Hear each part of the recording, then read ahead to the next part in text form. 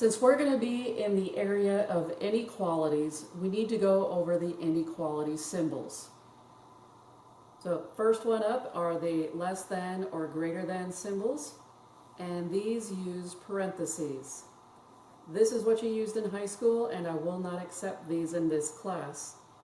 When we use parentheses, the number inside, next to the parentheses, is not included as part of the solution. That is what parentheses mean in math when they're not talking about points. The next inequality symbols that we're going to be dealing with is going to be less than or equal to or greater than or equal to. These use the brackets, or in high school you may have been used to the solid dot. I will not accept the solid dot. We will use brackets in this class. The number inside next to that bracket is part of the solution. Now I'm saying parentheses because officially this is a bracket. They're part of the parentheses family. So if you don't like the fact that I said parentheses, just say next to the brackets and you'll be fine. Because officially brackets are parentheses according to the English world. So when you see less than or equal to or greater than or equal to, we are going to be using brackets. And that number that is next to that bracket means that that number is part of the solution. Lastly, let's talk about the positive infinity and negative infinity symbols. Whenever you have these, they always use parentheses. What is circled here that you see that I did right here, this circled column, we will be using these symbols for our graphs and for our interval notation. So please get comfortable with them.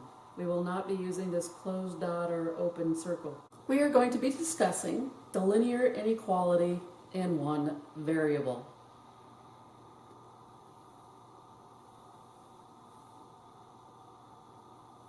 It is an inequality of the form ax plus b is less than c.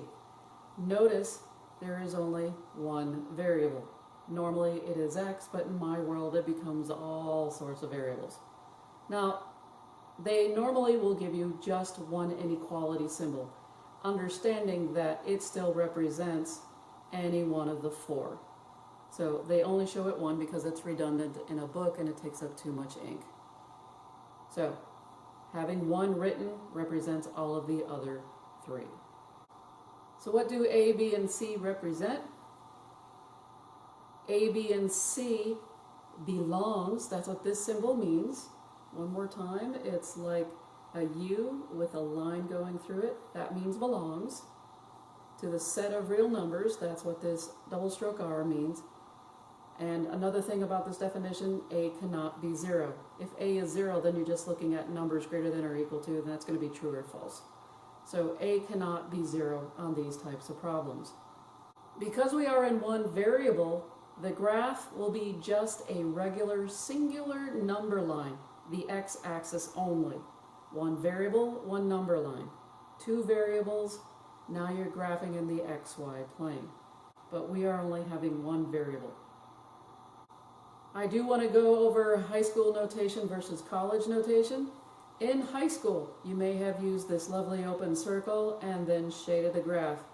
We are not doing that. In college, we don't use open circles for that. We use what are called parentheses. This is college notation. This is what we are using. The inequality you solve separates the graph into two parts. A true part and a false part. That's all there is to it. You need to find a true side and a false side on these linear inequalities in one variable. Let's do an example of what a linear inequality in one variable looks like. And voila, there it is. T is less than -3. Now it's been solved for t. This is the end result or the answer of what the original problem was. So it could have been a lot larger than this. But let's just take a look at our problem. T is less than -3. You don't have to put all the other numbers on it. You can just put the number -3 and call it good. You don't have to do much more than that. I don't want to see -4, -3, -2, -1, and 0. You don't need it. You really don't need it. Next, what I want to do is I want to put test points on my graph. that's the way I do it. It helps out a lot of students. If you don't want to do test points, that's fine. But putting test points there actually helps you understand the logic behind inequalities. So I have my test points and I have the number, -3, written on my graph. And I got this lovely tick mark right here. If I plug in -100 in for t, and I plug in 100 in for t, one of them will give me a true and the other one will give me a false. If we look at the first one, is -100 less than -3? That is true. And the reason for that is -3 is closer to 0, meaning that -3 is bigger than -100. When it comes to negatives, the further away it is from 0, the smaller it is. -100 is really far away from 0, -3 is not. So, is -100 less than -3? Yes. Read it backwards. Is -3 greater than 100? -100. Yes. Officially, we could stop here and actually start graphing, but let's look at the other one. I plugged in 100 in for t in our linear inequality, and I have 100 is less than -3. Is 100 less than a -3? And of course, you could see it, it's false. But let's explain why. Can a positive be less than a negative number? No. So on this side of -3, where 100 is, this side is false. On the -100 side, this side is true. Because you got a true, you are going to shade the true side.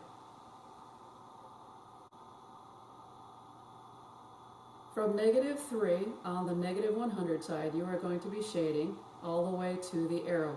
Do not stop at -100. That was a test point. There are still plenty of numbers that are beyond -100 that are less than 3. So we shade all the way to the arrow. Do not stop at the 100. And we don't stop shading before the -3. We have the shading kiss the -3, and it will kiss the arrow, meaning it will touch. So all of that. Now the sign that's used on this problem is less than, and that implies a parenthesis. The curved end always faces the shaded region. So my answer looks like this. This is the way it's going to be in the back of your book. The test points won't be there. The test points are just me doing that. But this is what you will see in the back of the book. And I forgot. While we are here, there is nothing that needs to be on these arrows. You do not put parentheses because that's infinity or negative infinity. You never put parentheses on the arrows, ever. You only put parentheses or brackets on the numbers. The arrows are the arrows. They never get anything.